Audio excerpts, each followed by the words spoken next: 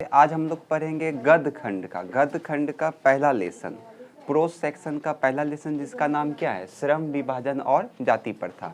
याद रखिएगा ये क्या है, तो ये एक निबंध है। एग्जाम में पूछता है कि श्रम विभाजन और जाति प्रथा क्या है, तो आपको बोलना है वहाँ पे निबंध है। समझ में आया? छोटा सा लेसन है, तुरंत खत्म हो जाएगा, इसलिए इसको ध्यान से समझिएगा। श्रम विभाजन और जाति प्रथा के लेखक कौन है? भीमराव अंबेडकर। जन्म कब हुआ था इनका? तो 14 अप्रैल 1891। कहाँ में हुआ था? तो महू, मध्य प्रदेश, एक दलित परिवार में हुआ था। दलित परिवार समझते हैं ना, निम्न जाति के परिवार में इनका जन्म हुआ था।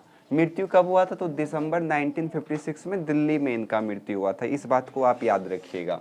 और इनका प्राथमिक शिक्षा के बाद बड़ौदा नरेश वहाँ पे थे, उन्होंने इनको कहाँ भेज दिया था पढ़ने के लिए? सबसे पहले भेजा था उनको न्यूयॉर्क, उसके बाद फिर वो वहाँ से पढ़ने के लिए कहाँ चले गया? लंदन। इसका मतलब ये काफ़ी ज़्यादा पढ़ा लिखा है। अगर न्यूयॉर्क लंदन जा कर के पढ़ रहा है, इसका मतलब क्या है? काफ़ी ज़्यादा पढ़े लिखे हैं ये भीमराव अम्बेडकर। और वे किससे किससे प्रभावित थे? तो बुद्ध, कबीर और ज्योतिबा फुले के विचारों से ये काफ़ी ज़्यादा क्या थे? प्रभावित थे। और इनको क्या कहा जाता है? तो संविधान निर्माता भी कहा जाता है। और एक बात याद रखिएगा कि इनका रचना और भाषण क्या क्या है? तो the caste in India, their mechanism, genesis and development, who are Shudras, Buddhism and communism, Buddha and his dharma, ये सब इनका कुछ क्या है? रचना है। बात समझ में आया? और एक बात आप याद रखिएगा, बाबा साहेब अम्बेडकर का संपूर्ण वाङ्मय को कुल 21 खंड में प्रकाशित किया गया। ये अक्सर ऑब्जेक्टिव में पूछता है, तो जहाँ जहाँ पे हम अंडरलाइन कर रहे हैं वहाँ पे आप भी अंडरलाइन कर लीजिए, ताकि ऑब्जेक्टिव में आपको लाइन तुरंत दिख जाए कि यहाँ से ऑब्जेक्टिव पूछा जा सकता है। बात समझ में आए? जैसे पूछेगा कि किसके समर्थन पे बाबा साहेब जो है वो न्यूयॉर्क पढ़ने के लिए गया था, तो बड़ौदा नरेश। ठीक है। पूछेगा कि बुद्धिज्म एंड हिज धर्म किसकी रचना है? तो भीमराव अंबेडकर का। पूछेगा भीमराव अंबेडकर का जन्म कब हुआ था? तो 14 अप्रैल 1891। कहाँ में हुआ था? तो महू, मध्य प्रदेश में। किस परिवार में हुआ था? तो दलित परिवार में। ये सब तो याद रहेगा ना? किसी को दिक्कत है यहाँ तक में? अब हम लोग मेन चैप्टर पे आते हैं कि चैप्टर कहाँ क्या जा रहा है। देखिए, मेनली जो इस चैप्टर में बात किया जा रहा है वो जाति प्रथा के बारे में बात किया जा रहा है, जातिवाद के बारे में बात किया जा रहा है, और श्रम विभाजन के बारे में बात किया जा रहा है। अब ये जाति प्रथा क्या होता है? तो हम लोगों के भारत देश में क्या है? विभिन्न प्रकार का जाति है। कोई इस जाति के हैं, तो कोई इस जाति के हैं, तो कोई इस जाति के हैं। उसी में से एक निम्न जाति के लोग भी हैं, तो उन पे कितना अत्याचार हो जाता है उसी को इस थोड़ा सा चैप्टर में बताया गया है। जैसे सबसे पहले लेखक जो है एक विडंबना का बात करते हैं, एक समस्या का बात करते हैं। क्या समस्या के बारे में वो बोलते हैं? वो कहते हैं कि पहले अगर जाति प्रथा चलता होगा या जातिवाद पहले अगर चलता होगा तो हम ये मान सकते हैं, लेकिन आज का समाज इतना आधुनिक हो गया है, इतना विकसित समाज हो गया है, उसके बावजूद भी जातिवाद को मानने वाला का कमी नहीं है। तो ये एक प्रकार का क्या है? विडंबना है। बात समझ में आया? क्या बोले हम? डॉक्टर भीमराव अंबेडकर, एक बात याद रखिएगा, इसको मानव मुक्ति का पुरोधा भी कहा जाता है। ठीक है, ऑब्जेक्टिव में कभी कभी पूछा जा सकता है कि मानव मुक्ति का पुरोधा किसे कहा जाता है? तो भीमराव अंबेडकर को। ठीक है, ये सारा आपसे ऑब्जेक्टिव पूछेगा, बाकी इधर सब्जेक्टिव पूछ सकता है। क्या बोले हम? तो लेखक द्वारा बताया गया विडंबना, यानी कि डॉक्टर भीमराव अंबेडकर जो है वो समाज में किस विडंबना की बात कर रहे हैं, किस समस्या की बात कर रहे हैं। तो आपको क्या लिखना है इसमें? लेखक भीमराव अंबेडकर कहते हैं कि आज के इस आधुनिक समाज में, आधुनिक सभ्य समाज में, सभ्य समाज लिख दीजिए, आधुनिक सभ्य समाज में भी जातिवाद को मानने वाला का कमी नहीं है। ये बहुत बड़ा क्या है? विडंबना का बात है। बात समझे? क्यों? क्योंकि अगर जातिवाद को मानने वाला का कमी नहीं है तो जातिवाद को मानता है, और जातिवाद को यदि मानता है तो इससे समाज का विकास कभी भी नहीं हो सकता है। समाज विकास कैसे करेगा? जब तक सभी जाति के लोग विकसित नहीं होंगे तब तक समाज विकसित होगा क्या? नहीं होगा। उसी प्रकार यहाँ पे लेखक भीमराव अंबेडकर कहते हैं कि आज के वर्तमान समय में जो आधुनिक सभ्य समाज है उसके में रहने वाले लोग भी जातिवाद को मानते हैं, जातिवाद को बढ़ावा देते हैं। ये एक बहुत बड़ा क्या है? विडंबना है। बात समझ में आया? कैसे बोलना है उसको ध्यान से समझिए। सबसे पहले इसमें लिखिएगा, लेखक भीमराव अंबेडकर कहते हैं कि, लेखक भीमराव अंबेडकर कहते हैं कि, या तो आप ऐसे बोलिए या तो आप ऐसे भी बोल सकते हैं, मानव मुक्ति के पुरोधा कहे जाने वाले डॉक्टर भीमराव अंबेडकर कहते हैं कि वर्तमान समय में या आधुनिक सभ्य समाज में जातिवाद को मानने वालों का कमी नहीं है। लेखक इसी विडंबना की बात करते हैं। आया समझ में? हो जाएगा।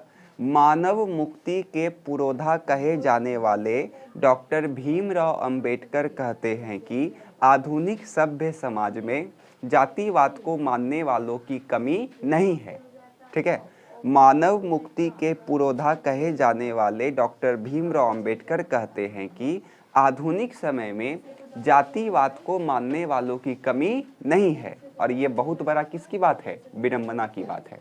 आया समझ में? फिर देखिए अगला, जातिवाद के पोषक मतलब जो जातिवाद को मानते हैं वो क्या तर्क देते हैं अपने बातों पर। कुछ तो तर्क देता होगा वो, तभी तो वो बोलता है।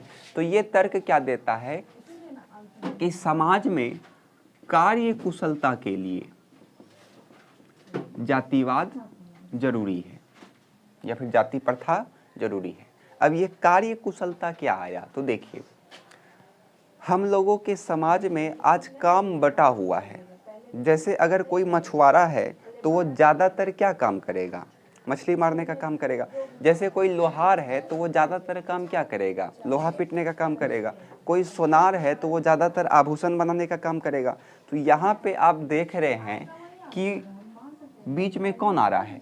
जाति आ रहा है ना।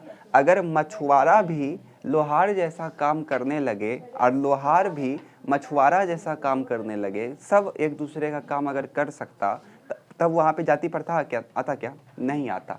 तो वही यहाँ पे कहा जा रहा है कि जाति प्रथा कार्य कुशलता के लिए, मतलब अलग अलग कार्य बटा हुआ है उसके लिए जरूरी है। ऐसा कौन बोलता है? तो जातिवाद के पोषक बोलते हैं। जो जातिवाद का समर्थन करते हैं वो बोलता है कि समाज में कार्य कुशलता के लिए जातिवाद क्या है? जरूरी है, जाति प्रथा जरूरी है। क्योंकि जाति प्रथा नहीं रहेगा तो समाज का काम बिगड़ जाएगा। ऐसा है क्या? पहले के ज़माना में ऐसा हो सकता था, लेकिन अब ऐसा हो सकता है क्या? नहीं हो सकता है। हम क्या बोल रहे हैं, बात आप समझिएगा ध्यान से। जो जातिवाद को मानने वाले लोग हैं ना, वो कहते हैं कि समाज में कार्य कुशलता के लिए, अब ये कार्य कुशलता क्या है? तो कार्य कुशलता मतलब हर एक काम करने के लिए एक पर्टिकुलर जाति बना दिया है। हम लोगों के समाज में हर एक काम करने के लिए एक पर्टिकुलर जाति बन गया है। तो वही बोल रहा है कि कार्य कुशलता के लिए जाति प्रथा या जातिवाद क्या है? जरूरी है। ऐसा तर्क कौन दे रहा है? जातिवाद के पोषक, जिसमें हमको नहीं लगता है किसी प्रकार का कोई सच बात है। सब काम सबको कर सकता है। तो इस दोनों टॉपिक में आप लोगों को दिक्कत है। एक बार दोनों फिर से समझ लीजिए। सबसे पहले आप कहिएगा, मानव मुक्ति के पुरोधा कहे जाने वाले, मानव मुक्ति के पुरोधा कहे जाने वाले डॉक्टर भीमराव अंबेडकर, मानव मुक्ति के पुरोधा कहे जाने वाले डॉक्टर भीमराव अंबेडकर कहते हैं कि आज के आधुनिक सभ्य समाज में जातिवाद को मानने वालों की कमी नहीं है। और ये बहुत बड़ी क्या है? विडंबना है। बोलिए, याद हुआ? क्वेश्चन आएगा कि लेखक किस विडंबना की बात करते हैं, तो क्या इसका उत्तर आप नहीं लिख पाइएगा? समझ में आया? जातिवाद के पोषक क्या तर्क देते हैं? तो जातिवाद के पोषक तर्क देते हैं कि समाज में कार्य कुशलता के लिए जातिवाद क्या है? जरूरी है, या फिर जाति प्रथा जरूरी है। समझ में आया? तभी समाज विकसित कर सकता है। ऐसा बोल रहा है कौन? जातिवाद के पोषक, जो जातिवाद को मानते हैं वो बोलता है। आया समझ में? जातिवाद के पक्ष में दिए गए तर्क, जो जातिवाद के पक्ष में तर्क दिया गया है, क्या तर्क दिया है? कि समाज में कार्य कुशलता के लिए जातिवाद क्या है? जरूरी है। तो जातिवाद के पक्ष में दिए गए तर्क पर लेखक का आपत्ति, मतलब लेखक क्या आपत्ति वो जताया, डॉक्टर भीमराव अंबेडकर ने क्या आपत्ति को जताया उसको लेकर के। तो लेखक कहते हैं ठीक है, आप जातिवाद को मानिए, ये जाति प्रथा को आप मानिए, जाति प्रथा को आप मानिए, उससे हमको कोई दिक्कत नहीं है। किंतु ये जाति प्रथा आगे जाकर के किसका रूप ले लेती है? श्रम विभाजन का रूप ले लेती है। बात समझ में आ रहा है? अभी हम समझाते हैं वो बोला क्या जा रहा है। ये जाति प्रथा जो है वो आगे चल करके किसका रूप ले लेती है? श्रम विभाजन का रूप ले लेती है। कैसे? उसको ध्यान से समझिए। मान के चलिए कोई एक लड़का है जो जन्म लिया सुनार के घर पे, सपोज डेट, इसके पिताजी सोना चांदी का काम करते हैं, इसका बेटा भी सोना चांदी का काम करेगा या फिर करता है। फिर उसका जो बेटा आया, ये मान के चलिए, ठीक, तो अब यहाँ पे जातिवाद के पोषक तो बोलेगा कि कार्यकुशलता के लिए इसको वही काम करना चाहिए। ठीक है, कर लेगा ये बेचारा वो काम। लेकिन यहाँ पे क्या हो रहा है, काम का भी तो बंटवारा हो गया ना, कि सोनार लोग केवल वही काम करेगा, सोना चांदी का ही काम करेगा। तो इससे क्या हो रहा है, श्रम का भी बंटवारा हो रहा है, श्रम का विभाजन हो रहा है कि पर्टिकुलर जाति के लोग पर्टिकुलर काम ही करेंगे। जैसे कोई पंडित जी है तो वो केवल पूजा ही कराएगा, ऐसा तो कोई ज़रूरी नहीं है। आप भी इंसान, हम भी इंसान, और भगवान सबके लिए भगवान होता है। तो हमको और आपको भगवान को मिलाने के लिए बीच में बिचौलिया का जरूरत क्यों? बात हम क्या बोल रहे हैं, क्या समझ में आ रहा है ना? हमको अगर भगवान से बात करना है तो उसमें हमको बीच में एजेंट का जरूरत क्यों पड़े? एजेंट मतलब पंडित जी का जरूरत हमको क्यों पड़े? हम डायरेक्ट भी तो कर सकते हैं। ऐसा तो बात नहीं कि भगवान केवल संस्कृत ही समझेगा, ऐसा कोई बात है? हमको जहाँ तक लगता है कि पंडित जी जितना मंत्र पढ़ता होगा ना, उसको खुद हिंदी नहीं पता होगा कि उसका हिंदी क्या है संस्कृत में। हमको जहाँ तक लगता है, कई सारा पंडित जी। तो वही यहाँ पे हम कह रहे हैं कि जाति प्रथा क्या कर रहा है, वो श्रम विभाजन कर रहा है, मतलब काम को भी बांट रहा है कि फलना जाति का काम फलना करेगा, फलना जाति का काम फलना करेगा, है कि नहीं? तो बस वही आपको अपने उत्तर में सम्मिलित करना है। कैसे बोलेंगे, देखिए, जातिवाद के पक्ष में दिए गए तर्क पर लेखक की आपत्तियां क्या है? तो इसमें लिखिएगा, जातिवाद के पक्ष में दिए गए तर्क पर लेखक भीमराव अंबेडकर का आपत्तियां यह है कि जाति प्रथा न केवल जाति का विभाजन करती है बल्कि ये श्रम का विभाजन भी कर देती है। बात समझ में आया? जातिवाद के पक्ष में दिए गए तर्क पर लेखक की प्रमुख आपत्तियां यह है कि जाति प्रथा या जातिवाद न केवल जाति का विभाजन करती है बल्कि वो श्रम का भी विभाजन कर देती है। समझ में आया? फिर देखिए, जाति भारतीय समाज में श्रम विभाजन का स्वाभाविक रूप नहीं कहा जा सकता है। ऐसा क्यों? अगले पैराग्राफ में डॉक्टर भीमराव अंबेडकर कहते हैं कि जो जाति है वो भारतीय समाज में श्रम विभाजन का स्वाभाविक रूप नहीं कहा जा सकता है। क्यों? अब यहाँ पे स्वाभाविक मतलब क्या हुआ कि अपने इच्छा से, अपना स्वभाव से क्यों नहीं कहा जा सकता है? तो सिंपल है, मान के चलिए आपके पिताजी मछुआरा है, सपोज डैट, या फिर कसाई है, मान के चलिए खस्सी उस्सी कटता है। तो आप एक बात बताइए, इनका जो कार्य है जाति प्रथा के हिसाब से आपको भी क्या करना चाहिए? वही काम करना चाहिए। तो क्या आप इसको अपना इच्छा से करिएगा? नहीं करिएगा।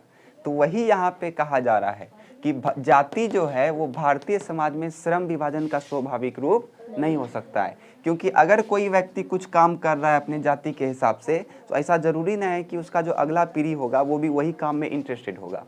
ऐसा जरूरी है? नहीं है। सबका अपना अपना क्षमता के अनुसार वो काम कर सकता है। आया समझ में ना?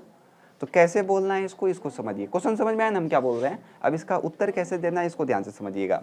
जाति भारतीय समाज में श्रम विभाजन का स्वाभाविक रूप नहीं कहा जा सकता है क्योंकि ऐसा जरूरी नहीं है कि कोई व्यक्ति अपने जाति के कार्य से क्या हो, संतुष्ट हो और उसे वही काम करने में मन लगता हो। ठीक है, समझ में आया? चारों टॉपिक में किसी में दिक्कत है तो बोलिए, हम रिपीट कर देंगे। तीसरा एक बार सारा देख लीजिए, ध्यान से सुनिए। लेखक द्वारा बताया गया विडंबना, तो इसमें हम लोगों को क्या लिखना है? तो सबसे पहले इसमें हम लोग लिखेंगे कि मानव मुक्ति के पुरोधा कहे जाने वाले डॉक्टर भीमराव अंबेडकर, मानव मुक्ति के पुरोधा कहे जाने वाले डॉक्टर भीमराव अंबेडकर कहते हैं कि आज के आधुनिक सभ्य समाज में जातिवाद को मानने वालों की कमी नहीं है। और ये बहुत बड़ा क्या है? विडंबना है। समझ में आया? फिर दूसरा, जातिवाद के पोषक क्या तर्क देते हैं इसमें? तो जातिवाद के पोषक यह तर्क देते हैं कि समाज में कार्य कुशलता के लिए जाति प्रथा जरूरी है, तभी समाज विकसित होगा। जातिवाद के पक्ष में दिए गए तर्क पर लेखक का आपत्ति, क्या आपत्तियां वो देता है? तो जातिवाद के पक्ष में दिए गए तर्क पर लेखक यह आपत्ति देता है कि जाति प्रथा न केवल जाति का बल्कि श्रम का भी विभाजन कर देता है। समझ में आया? जाति भारतीय समाज में श्रम विभाजन का स्वाभाविक रूप नहीं कहा जा सकता है। क्यों? जाति भारतीय समाज में श्रम विभाजन का स्वाभाविक रूप नहीं कहा जा सकता है, क्योंकि जाति प्रथा जो है वो अपना इच्छा से कोई काम चुनने के लिए नहीं देता है, क्योंकि जाति जो है वो अपना इच्छा से कोई काम चुनने को नहीं देता है। आया समझ में? इच्छा से कोई कार्य चुनने के लिए नहीं देता है। अब तो बहुत कम हो गया है ऐसा, अभी तो जिसको जो काम करना है कर सकते हैं आप, लेकिन एक ज़माना था कि जो आपके पिताजी या जो आपके दादाजी परदादाजी काम करते थे वही काम आपको भी करना पड़ता, चाहे आपको उसमें मन लगे या नहीं लगे, आपको वही काम करना होता। अब धीरे धीरे इस समाज से क्या हो रहा है, ख़त्म होते जा रहा है। 20 से 25 साल में ये पूरी तरीके से क्या हो जाएगा, ख़त्म हो जाएगा, क्योंकि आप लोग मानिएगा ये सब नहीं मानिएगा, इसलिए बोल रहे हैं। समझ में आया? लिखिए फटाफट, स्पीड में लिखिए। पहला वाला लिखिए, पहला टॉपिक में लिखिए, पहला टॉपिक में लिखिए। मानव मुक्ति के पुरोधा कहे जाने वाले, मानव मुक्ति के पुरोधा कहे जाने वाले डॉक्टर भीमराव अंबेडकर, मानव मुक्ति के पुरोधा कहे जाने वाले डॉक्टर भीमराव अंबेडकर, डॉक्टर भीमराव अंबेडकर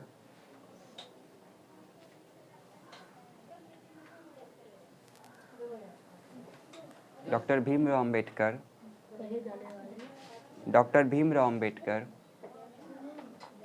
यह विडंबना की बात करते हैं कि, यह विडंबना की बात करते हैं कि, यह विडंबना की बात करते हैं कि आधुनिक सभ्य समाज में, आधुनिक सभ्य समाज में, आधुनिक सभ्य समाज में, आधुनिक सभ्य समाज में जातिवाद, सभ्य सभ्य आधुनिक सभ्य समाज में, वही तो लिखा रहे हैं, आधुनिक सभ्य समाज में जातिवाद को मानने वालों की कमी नहीं है। आधुनिक सभ्य समाज में जातिवाद को मानने वालों की कमी नहीं है।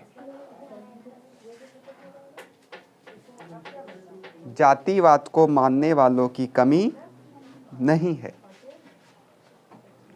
हो गया? अगला लिखिए, क्या लिखे? आधुनिक सभ्य समाज में जातिवाद को मानने वालों की कमी नहीं है। आधुनिक सभ्य समाज में जातिवाद को मानने वालों की कमी नहीं है। लिखे? दूसरा टॉपिक का लिखिए, जातिवाद के पोषक, जातिवाद के पोषक, लिखिए लिखिए, जातिवाद के पोषक यह तर्क देते हैं कि, यह तर्क देते हैं कि, यह तर्क देते हैं कि, जातिवाद के पोषक यह तर्क देते हैं कि समाज में कार्य कुशलता के लिए, समाज में कार्य कुशलता के लिए, समाज में कार्य कुशलता के लिए जाति प्रथा जरूरी है। समाज में कार्य कुशलता के लिए जाति प्रथा जरूरी है। समाज में कार्य कुशलता के लिए जाति प्रथा जरूरी है, तभी समाज का विकास हो सकता है, तभी समाज का विकास हो सकता है, तभी समाज का विकास हो सकता है, तभी समाज का विकास हो सकता है। हो गया?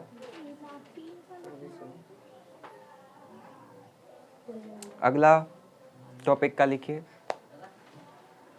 जातिवाद के पक्ष में दिए गए तर्कों पर लेखक भीमराव अंबेडकर, जातिवाद के पक्ष में, जातिवाद के पक्ष में दिए गए तर्कों पर, जातिवाद के पक्ष में दिए गए तर्कों पर लेखक भीमराव अंबेडकर, लेखक भीमराव अंबेडकर की प्रमुख आपत्तियां डॉक्टर भीमराव अंबेडकर की प्रमुख आपत्तियां यह है कि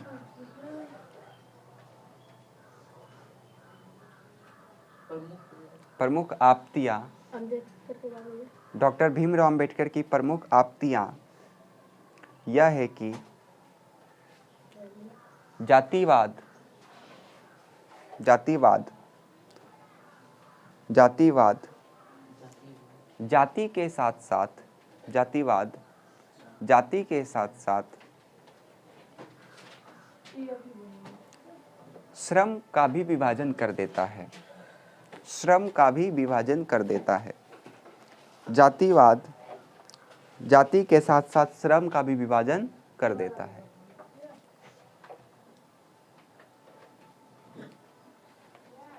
हो गया? अगला लिखिए।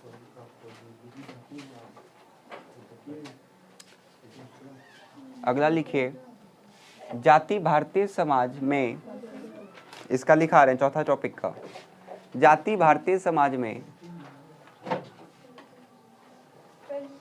जाति भारतीय समाज में, ठीक है, जाति भारतीय समाज में श्रम विभाजन का स्वाभाविक रूप नहीं कही जा सकती है। श्रम विभाजन का स्वाभाविक रूप नहीं कही जा सकती है। श्रम विभाजन का स्वाभाविक रूप नहीं कही जा सकती है, नहीं कही जा सकती है, नहीं कही जा सकती है, क्योंकि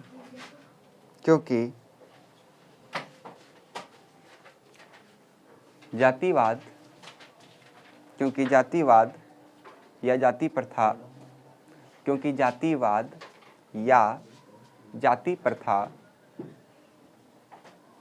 क्योंकि जातिवाद या जाति प्रथा अपने इच्छा से कोई कार्य चुनने की अनुमति नहीं देती है। क्योंकि जातिवाद या जाति प्रथा अपने इच्छा से कोई कार्य चुनने का अनुमति नहीं देता है।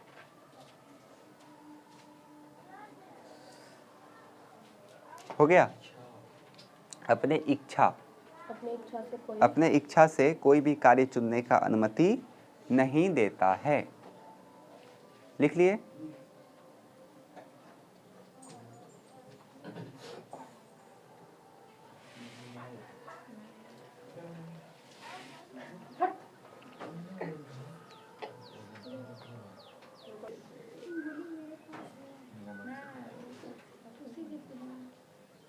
चलिए आगे का टॉपिक को ध्यान से समझिएगा।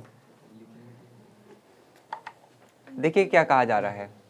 जाति प्रथा भारत में बेरोजगारी का प्रमुख और प्रत्यक्ष कारण बना हुआ है। कैसे बताइए? देखिए, जाति प्रथा क्या करता है? श्रम का भी विभाजन कर देता है। और जब श्रम का विभाजन होगा और यदि आपके जाति के अनुसार आपका श्रम आपका मन मोहक नहीं है, आपको पसंद नहीं है वो श्रम वो कार्य, तो आप क्या वो कार्य करिएगा जिससे आप वो कार्य क्या करिएगा? छोड़ दीजिएगा। आप मान के चलिए किसी और चीज़ में निपुण हैं, लेकिन जातिवाद के कारण आपको वो काम करने के लिए नहीं दिया जा रहा है, तो इससे क्या होगा? आपको दूसरे काम में मन लगेगा? नहीं लगेगा। तो आप घर में खाली बैठिएगा, तो इससे क्या फैलेगा? बेरोजगारी फैलेगा। बात समझ में आया?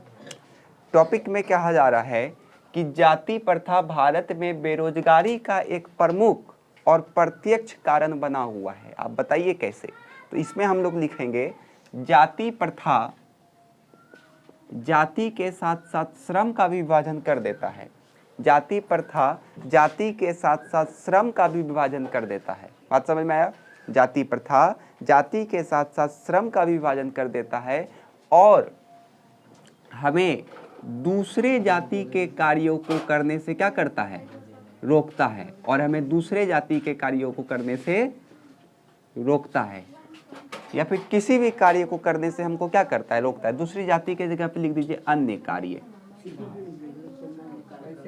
फिर चाहे हम उसमें कितना भी क्या हो, निपुण क्यों ना हो, कितना भी उसको कार्य करने में हम सक्षम क्यों ना हो, लेकिन हमको वो क्या करता है? रोक देता है। बात समझे? जिससे हमको दूसरा काम में मन नहीं लगता है और हम काम क्या कर देते हैं? छोड़ देते हैं। तो ये एक बेरोजगारी का क्या है? बहुत बड़ा कारण है। समझ में आया? कैसे इसका उत्तर हम लोग लिखेंगे? तो सबसे पहले लिखिएगा जाति प्रथा भारत में बेरोजगारी का एक प्रमुख और प्रत्यक्ष कारण बना हुआ है, क्योंकि जाति प्रथा जाति के साथ साथ श्रम का भी विभाजन कर देता है। यहाँ तक तो सिंपल है। उसी के तरह भारत में या फिर जाति प्रथा भारत में बेरोजगारी का प्रमुख और प्रत्यक्ष कारण बना हुआ है, क्योंकि जाति प्रथा जाति के साथ साथ श्रम का भी विभाजन कर देता है। ठीक है, और लोगों को अन्य कार्य करने से अन्य कार्य को करने से रोकता है, फिर चाहे वो उसमें कितना भी निपुण और सक्षम क्यों ना हो, जिस कारण से उसको अगर अपने काम में मन नहीं लगता है तो वो कार्य को छोड़ देता है, जिससे बेरोजगारी बढ़ता है। आया समझ में? बस केवल आपको समझना है हम क्या बोल रहे हैं, और लिखना आपको खुद के भाषा में है। बात समझ में आया? फिर देखिए, लेखक आज के उद्योग में गरीबी और उत्पीड़न से भी बड़ी समस्या किसे मानते हैं और क्यों? तो क्या लिखेंगे हम लोग इसमें? लेखक आज के समाज में या आज के उद्योगों में गरीबी और उत्पीड़न से भी बड़ी समस्या जातिवाद को मानते हैं, क्योंकि जातिवाद ना केवल जाति का विभाजन करता है बल्कि वो श्रम का भी विभाजन कर देता है। आंसर सेम सेम है ना? 2-3 का आंसर सेम सेम लग रहा होगा आपको, इसलिए ध्यान से इसको समझिए। एगो याद हो जाएगा तो सारा याद हो जाएगा आपसे। क्या बोले हम? लेखक आज के उद्योगों में गरीबी और उत्पीड़न से भी बड़ी समस्या जाति प्रथा को मानते हैं, क्योंकि जाति प्रथा ना केवल जाति का बल्कि श्रम का भी विभाजन कर देता है। आया समझ में? लेखक ने पाठ में किन प्रमुख पहलुओं से जाति प्रथा को हानिकारक प्रथा के रूप में दिखाया है? तो इसमें हम लोग लिखेंगे जाति प्रथा जाति के साथ साथ श्रम का भी विभाजन कर देता है। जाति प्रथा जाति के साथ साथ श्रम का भी विभाजन कर देता है। लेखक इन्हीं पहलू में जाति प्रथा को हानिकारक रूप में दिखाया है। आया समझ में? फिर लास्ट, सच्चे लोकतंत्र की स्थापना के लिए लेखक ने क्या विशेषता बताया है? तो यहाँ पे लिखिएगा, सच्चे लोकतंत्र की स्थापना के लिए लेखक कहते हैं कि हम लोग आपस में विभिन्न जाति के लोगों में इस प्रकार से भाईचारा रखना चाहिए जैसे कि दूध के साथ पानी मिल जाता है। दूध में जब आप पानी मिलाते हैं तो आपको पता चलता है? नहीं चलता है। तो ये वाला लिखना है आपको, ठीक है? या फिर पानी से पानी मिल जाता है। दिक्कत है यहाँ तक में? तो कैसे बोलना है आपको, ध्यान से समझिएगा। सच्चे लोकतंत्र की स्थापना के लिए लेखक कहते हैं कि हमें अन्य जाति के लोगों के साथ इस तरीके से भाईचारा रखना चाहिए जैसे दूध के साथ पानी मिल जाता है। आया समझ में? हाँ, नहीं ये वाला आपके बुक में लिखा हुआ है, इसलिए आपको ये वाला लिखना होगा। जैसे दूध पानी का मिश्रण होता है उसी प्रकार से आपको भी भाईचारा रखना है। दिक्कत है यहाँ तक में? पूरा तो एक बार फिर से समझ लीजिए, और फिर भी अगर किसी को दिक्कत होता है तो वीडियो पोस्ट हो जाएगा, आप लोग को एक बार बढ़िया से जाकर के वीडियो को भी देख लेना है। ठीक है? हाँ बाबू, आज पोस्ट कर देंगे, चिंता मत करिए। अब वीडियो पोस्ट कर देंगे, आप लोग कैसे देखिएगा? आप लोग केवल देखना नहीं है, उसको देखने के साथ साथ जो हम लिखा रहे हैं उसको आपको लिखना भी है कॉपी में। हाँ, तब फायदा करेगा। चलिए लिखिए, जाति प्रथा भारत में बेरोजगारी जाति प्रथा भारत में बेरोजगारी का जाति प्रथा भारत में बेरोजगारी का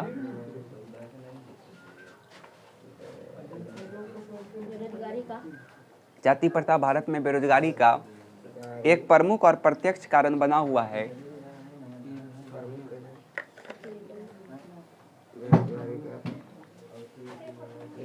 एक प्रमुख और प्रत्यक्ष कारण बना हुआ है,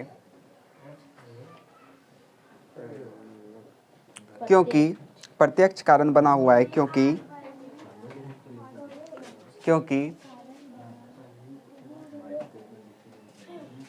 जाति प्रथा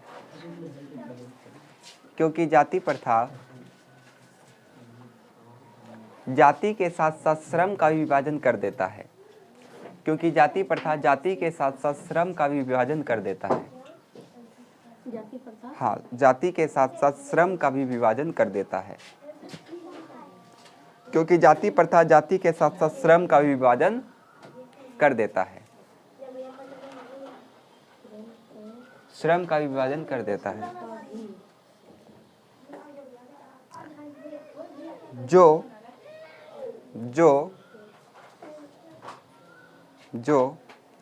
लोगों को अन्य कार्य करने से रोकता है। जो लोगों को अन्य कार्य करने से रोकता है जो लोगों को अन्य कार्य करने से रोकता है। जो लोगों को अन्य कार्य करने से रोकता है, फिर चाहे वह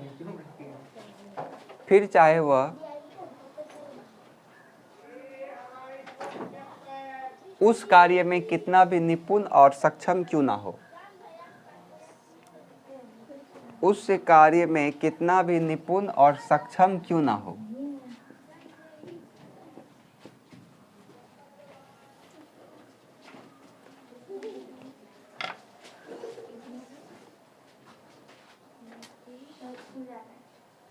हो गया?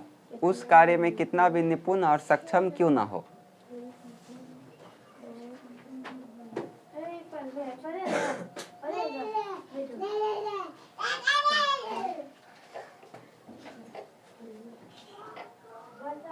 हो गया? उस कार्य में कितना भी निपुण और सक्षम क्यों ना हो। और यदि उसे अपने कार्य में मन ना लगता हो, और यदि उसे अपने कार्यों में मन नहीं लगता हो, और यदि उसे अपने कार्यों में मन नहीं लगता हो, और यदि उसे अपने कार्यों में मन नहीं लगता हो, तो वह उस कार्य को छोड़ देता है। तो वह उस कार्य को छोड़ देता है। तो वह उस कार्य को छोड़ देता है, जिससे बेरोजगारी बढ़ती है। जिससे बेरोजगारी बढ़ती, लिखिए ना, जिससे बेरोजगारी बढ़ती है। तो वह उस कार्य को छोड़ देता है। तो वह उस कार्य को छोड़ देता है, जिससे बेरोजगारी बढ़ता है। जिससे बेरोजगारी बढ़ता है। चलिए अगला टॉपिक का लिखिए। नेक्स्ट टॉपिक का लिखिए। लेखक आज के उद्योगों में जिससे वह कार्य छोड़ देता है। लेखक आज के उद्योगों में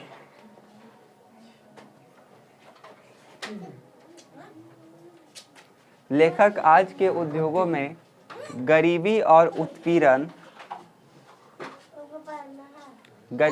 उत्पीड़न से भी बड़ी समस्या। लेखक आज के उद्योगों में गरीबी और उत्पीड़न से भी बड़ी समस्या जाति प्रथा को मानते हैं। यहाँ पे लिखा हुआ है, गरीबी और उत्पीड़न से भी बड़ी समस्या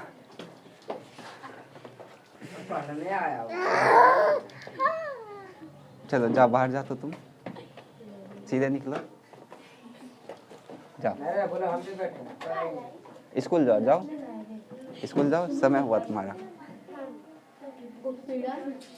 गरीबी और उत्पीड़न से भी बड़ी समस्या जाति प्रथा को मानते हैं। जाति प्रथा को मानते हैं।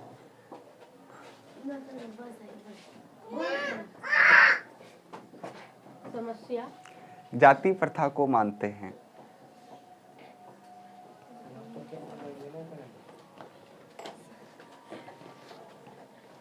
हो गया? बैठो यहाँ। जाति प्रथा को मानते हैं। हो गया? क्योंकि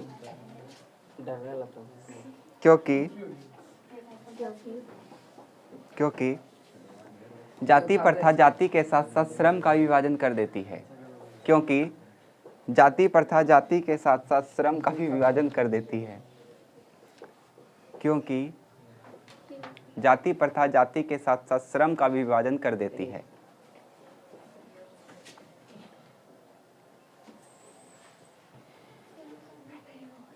हो गया? कर देती है। अगला है, लेखक ने पाठ में किन पहलुओं से जाति प्रथा। हाँ, उसका अगला टॉपिक का लिखिए। क्वेश्चन टॉपिक है कि लेखक ने पाठ में किन प्रमुख पहलुओं से जाति प्रथा को हानिकारक प्रथा के रूप में बताया। लिखिए। लेखक भीमराव अंबेडकर कहते हैं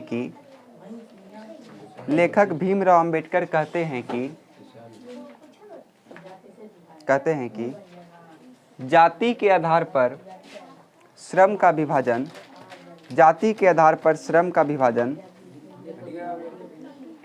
जाति के आधार पर श्रम का विभाजन, जाति के आधार पर श्रम का विभाजन, वही तो बोल रहे हैं। लेखक भीमराव अंबेडकर कहते हैं कि जाति के आधार पर श्रम का विभाजन, कहते हैं कि जाति के आधार पर श्रम का विभाजन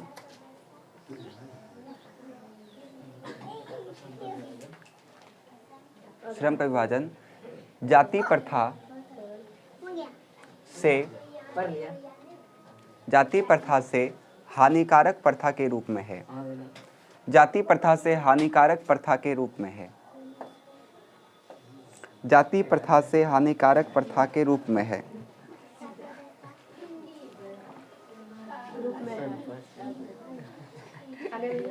हो गया। अगला लिखिए।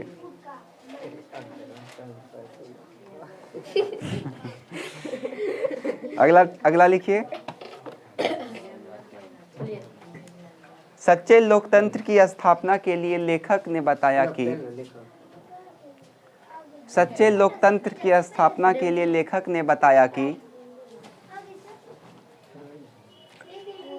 हमें सभी जातियों के साथ लेखक ने बताया कि हमें सभी जातियों के साथ भाईचारे के साथ रहना चाहिए। हमें सभी जातियों के साथ भाईचारे के साथ रहना चाहिए, जैसे दूध और पानी का मिश्रण होता है।